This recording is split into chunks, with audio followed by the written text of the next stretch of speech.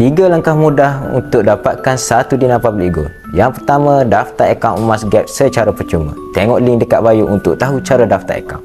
Yang kedua, tuan-puan boleh menabung sebulan RM100 paling kurang. Yang ketiga, bila dah cukup 4.25 gram dalam akaun Gap, tuan-puan boleh keluarkan 1 dinar public gold seperti ini.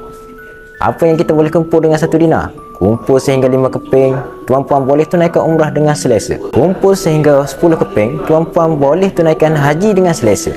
Kumpul sehingga 20 keping pula, tuan-puan boleh berkahwin tanpa perlu berhutang. Kumpul sehingga 30 keping, anak tuan-puan boleh sambung belajar tanpa hutang. Bergantung kepada matlamat kita dalam simpanan, simpan emas juga sama seperti simpan duit. Dan tuan-puan, janganlah jual emas tuan-puan sehinggalah tuan-puan capai matlamat. Simpanlah emas dengan matlamat, insya-Allah lebih cepat capai matlamat. Nak tahu cara bermula, boleh tengok pin video saya di profil atau terus klik link di bio untuk saya bantu dan guide sebaiknya. Teruskan follow saya untuk lebih banyak ilmu emas dan keuangan. Semoga bermanfaat.